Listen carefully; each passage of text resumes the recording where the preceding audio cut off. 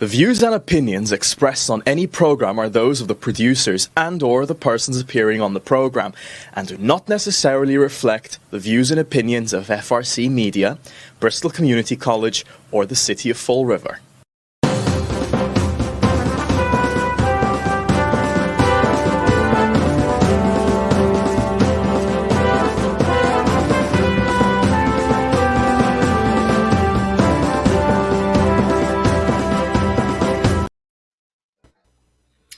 Well, hello. Welcome to Spindle City Straight Talk. I'm Chip. And I'm CJ. You weren't sure? I don't know. No, I'm not sure. And it is Wednesday. It is Wednesday in the Riv. Hello, Bentley. I was going to say, he's over my shoulder. Time for the Admiral COVID report. Very important today because all the controversies about the vaccines. Yes, it's true. Total cases in Massachusetts, 622,662. New cases is 1,401. Total deaths is 17,068. 7 new deaths. Bristol County has 62,204. So the death numbers keep going down, though. I mean, they're bouncing around in the single digits, which is a good thing. Mm-hmm. The hospitalizations are going up, and mainly it's young people. It's young people that we're seeing the newer number of cases. Many of them are asymptomatic, but, you know, again, we're seeing those numbers coming out. So we'll see what happens. Hopefully they're paying attention. Yeah. And as you mentioned about the controversy over the Johnson & Johnson vaccine, it has been stopped across the country. They were concerned about blood clots that were appearing in women between the ages of 18 and 40. And it's a specific type of blood clot that they were looking at. And it's not everyone's going to get it, okay? But it is possible if you have certain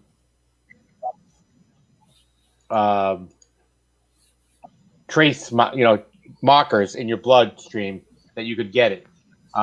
It's called a cerebral venous sinus thrombosis, or CVST, which is kind of, it happens with a combination of low levels of blood platelets. There were 6 cases today. All 6 cases were women, as I said, and symptoms occurred 6 to 13 days after the vaccine.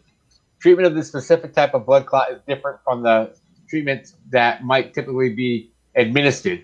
Usually, anticoagulant drug called heparin is used to treat blood clots. In this setting, administration of heparin can be dangerous. So alternative treatments need to be found. Remember, it's 6 to 13 days after you've received this vaccine. So if you receive the vaccine, doesn't mean you're going to get the blood clot. You have 6 to 13 days before you may see any symptoms of a blood clot. And don't think you're going to get it. Again, it's been a very few number of people. There were 6 of them. There's only been 1 death.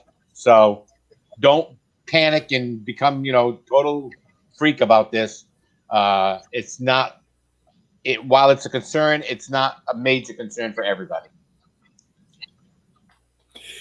Yeah. And let's put it in perspective. But of course, now all the theories are coming out that this may be more dangerous than they're saying, because that's why they stopped it. But there were 6 cases in 7 million shots given. So that's less than 1 per million. It's and listen, there are a lot of problems with this thing. They rushed to get this vaccine in, and you had AstraZeneca in Europe being stopped because of blood clots. And then there was some doctor that got a brain hemorrhage after he got the Pfizer. But you don't know if these things are related. And that's the problem. They've got to really dig into this. And as you said, for the Johnson & Johnson, they're talking about markers that they can test for.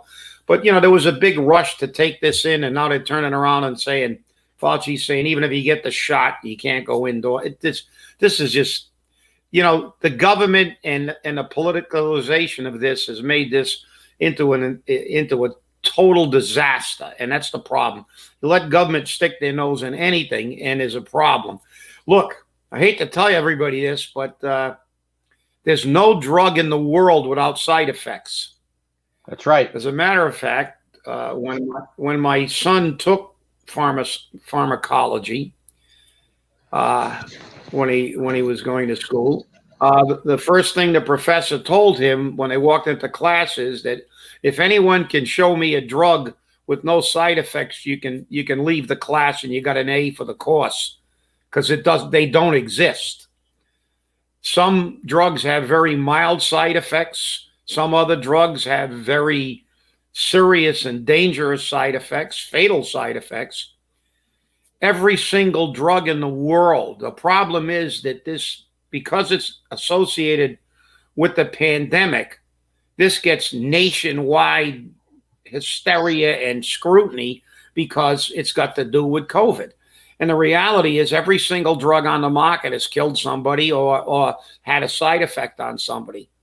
And that's just the reality of drugs. And nobody knows that better than you do, CJ, because that's the reality of drugs. Drugs have, they do have a side effect. So, and they vary between individuals. I mean, listen to the stuff on TV. They tell you how good this is to treat your psoriasis. Then at the end, they say it really quickly and in a lower voice. And, this may cause things like cancer and death and autoimmune disorders. Right. They get the whole list of stuff that can kill you. But,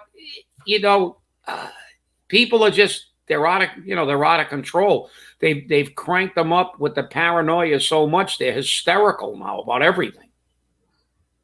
True. I mean, not only did I take pharmacology when I was in school, I also taught it. So let me tell you, as you said, there is no drug without a side effect. Whether that side effect be dry mouth or a simple headache or thrombocytopenia or any number of other bloodborne or respiratory issues. Plus, you also have anaphylaxis. So there's a lot of things that can happen, and you have to pick and choose which vaccine or which drug you're going to take, and hopefully they don't cause too many side effects for you. And if they do, you can handle them. That's one of the big issues. But now that we're into government and messing everything up, let's get into the 4-hour meeting last night between the school committee and the city council. What a waste of time. Yes, let's do that. What a waste of time. Well, it was, if people paid attention, it really showed and highlighted why we have the problems we have. Because, you're right. It was a total dog and pony show. And it's, again, they went with the healthcare on the school side, and this guy's given percentages, which are absolute BS, just a giant steaming pile of crap, because those numbers don't exist because they're part of a group. They break them down for show. They put it in their budget for net school spending and show. But the fact is the healthcare should be looked at as a separate item, because it is. The $40 million they appropriated, and Mary Sahadi stole $1 million out of it. So the $39 million that they had appropriated for the 75% of the city side of the healthcare premium was for everybody, not just for city. And there was a separate appropriation for school department. It wasn't. That's for every single person, and they're in group insurance. So the whole thing is BS, and the BS never stopped. And I got to get this too, and you can comment on it, because the new buzzword. You know how the Democrats are now redefining infrastructure to cover everything from baby diapers to power drinks, right? Because they want to bankrupt the country. Well, I guess in Fall River, we're taking a page out of tailoring the narrative. It's ironic because a while back I had a conversation with a city councilor who told me that in a conversation with Mary Sahadi, and they talked about that $45 million amount she had rather than the 40 million. It was the actual amount that Blue Cross and Gallagher came up with. And she refused at that time to admit it, which she added a whole bunch of stuff that were totally unrelated, like, you know, like life insurance and stop loss insurance and a whole bunch of other stuff. She said she didn't admit that she was padding the bill. She said, "Oh, I overprojected." No, you didn't. You didn't overproject. You padded the bill to hide money. And last night, when they were pressed on why the debt override, didn't she say that she had those were just projections? Yes, they weren't carved in stone. Am I correct? Yes, she did. Okay. So let's have a conversation about that, CJ. You and I went to virtually every single meeting at all the neighborhood associations to advocate for the school, but without a debt override. Correct.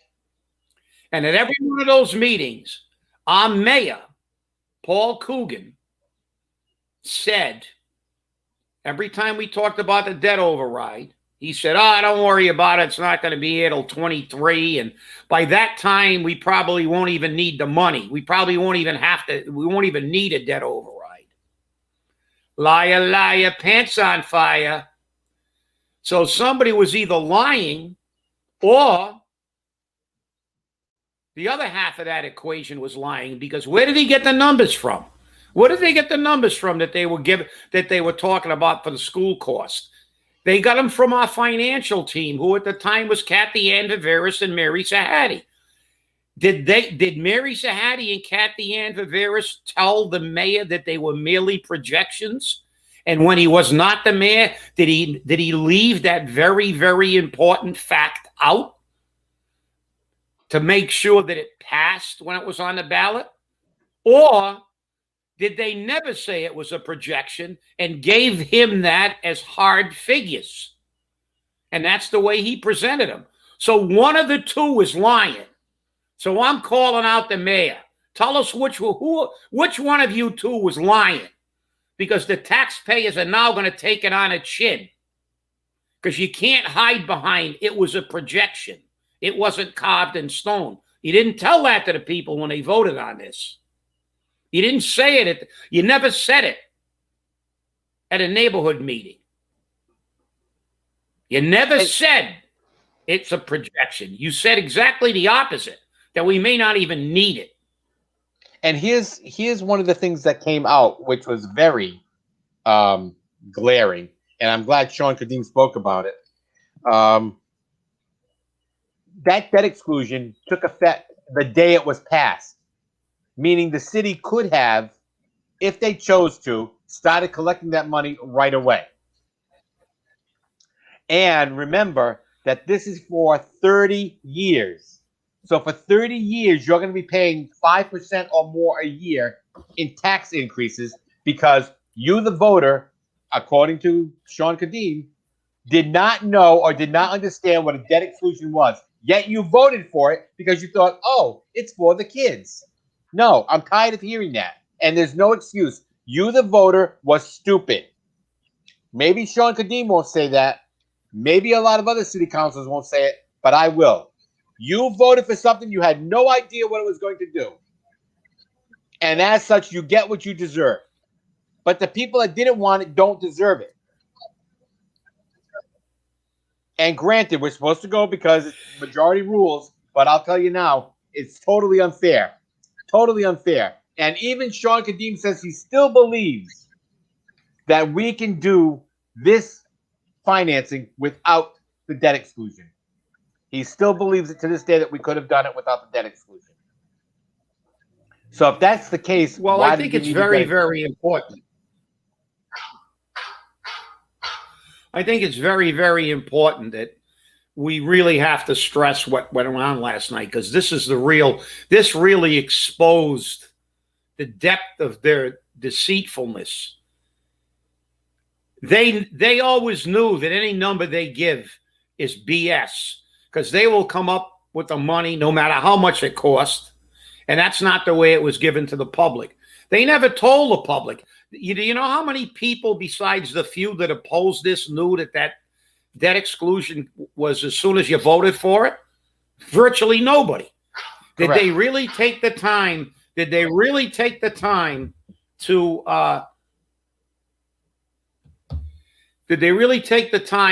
explain this to the public? No. What they do is what they always do. They give you either misinformation or inaccurate information to justify you getting screwed. And that's exactly what happened. Remember this. She said it. It was a projection and it wasn't carved in stone. Was that ever mentioned? And I call on the city council, because I know the council questioned them and they did a good job.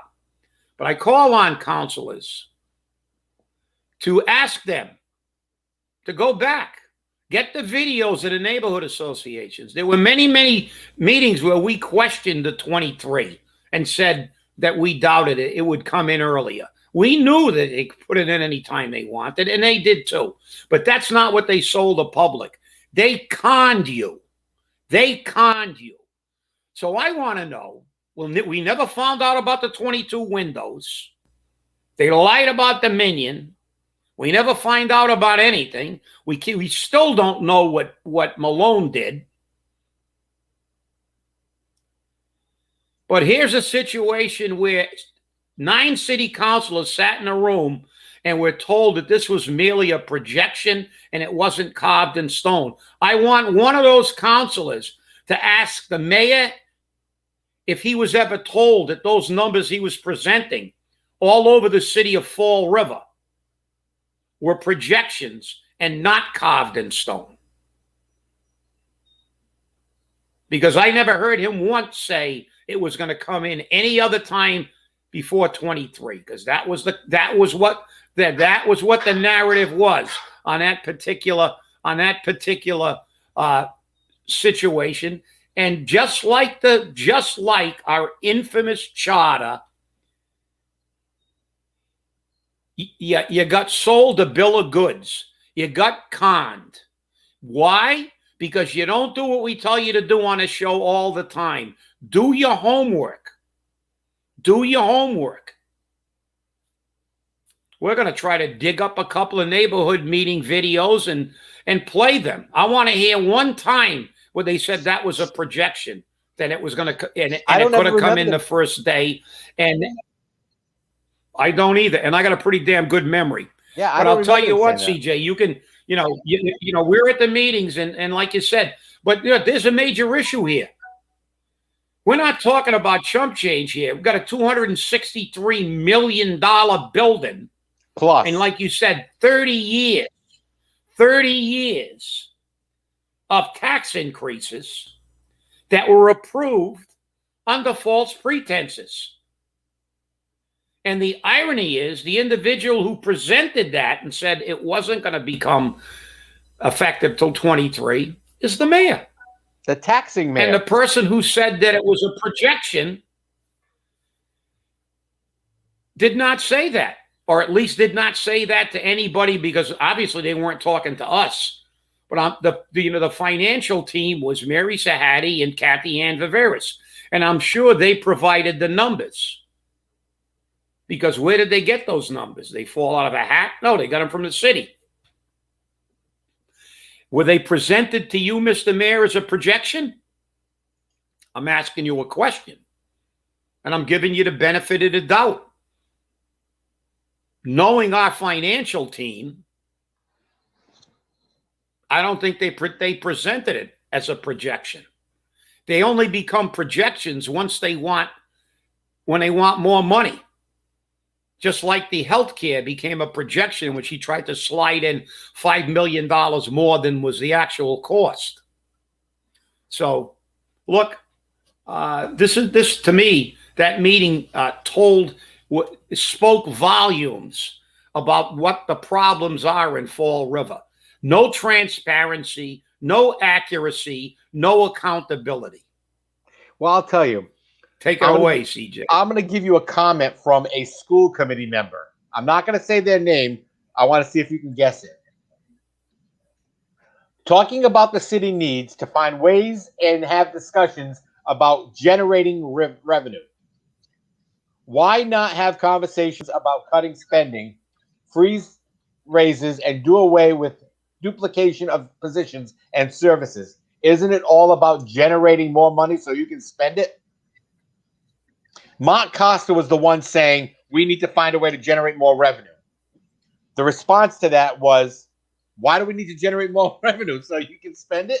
I mean, this is just the way it is. This is the way these people think. They don't think, well, let's cut taxes. Let's cut positions. Let's do away with duplication of services. How about the fact that they just added another assistant superintendent to the budget?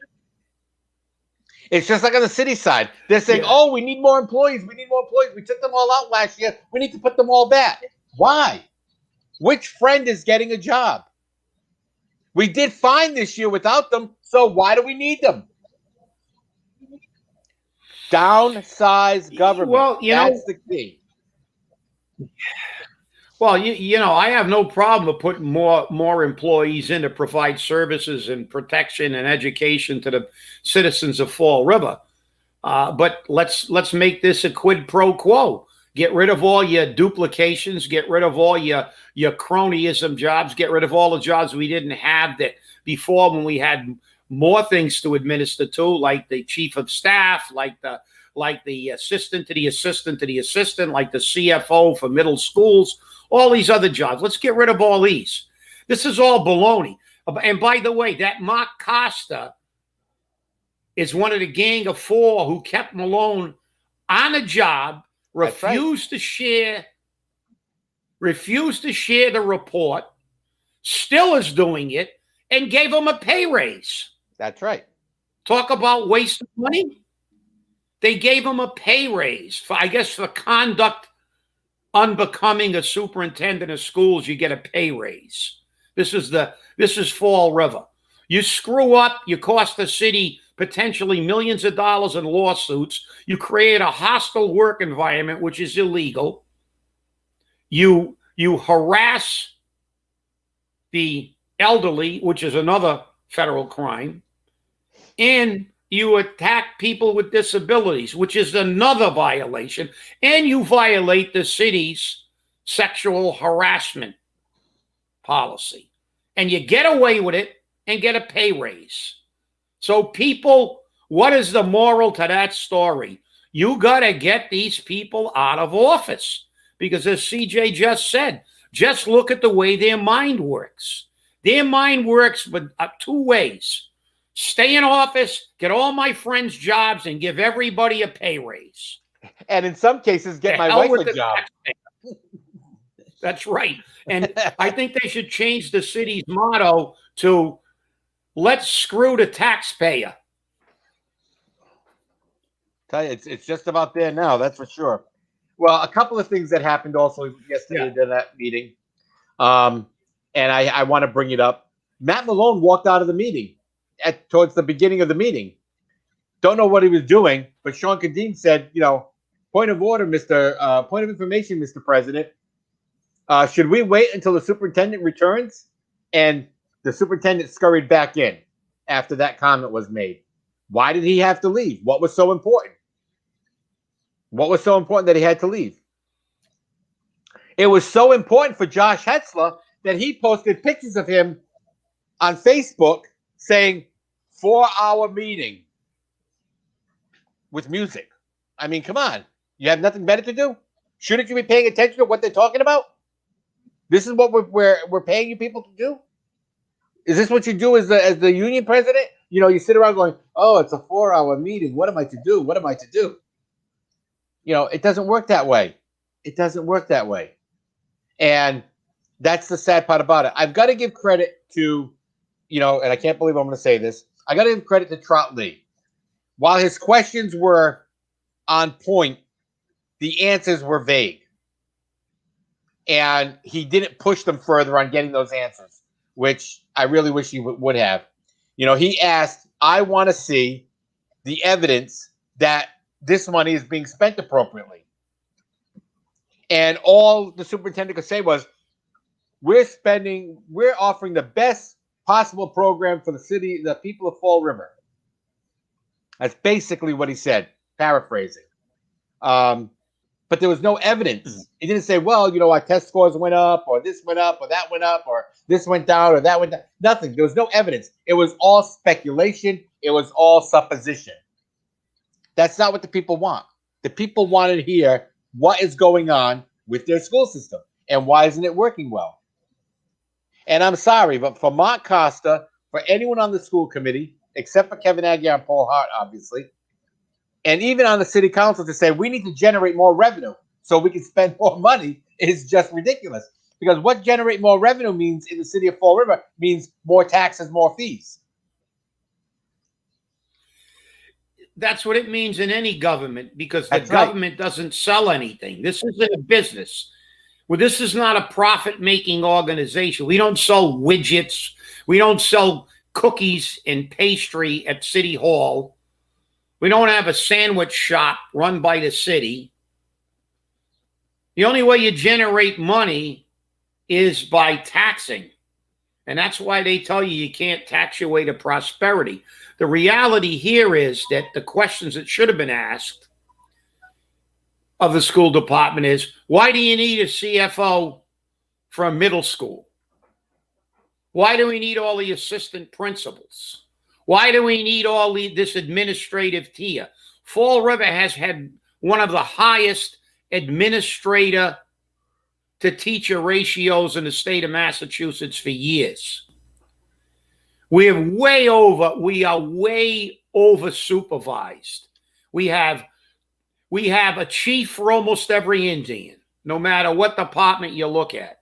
You have a chief for, you have one or two chiefs for every Indian. As you said, CJ, people who go there and you see them on a camera, you saw it last night. They manipulate facts. They manipulate the narrative. Now it was a projection. It wasn't carved in stone. Lie. That's not what was presented to the public. So somebody on the end of that statement is not telling the truth. Either what was given to the public by the presenter, who is now our mayor, was inaccurate. Was it inaccurate because he was not told these were projections and not carved in stone?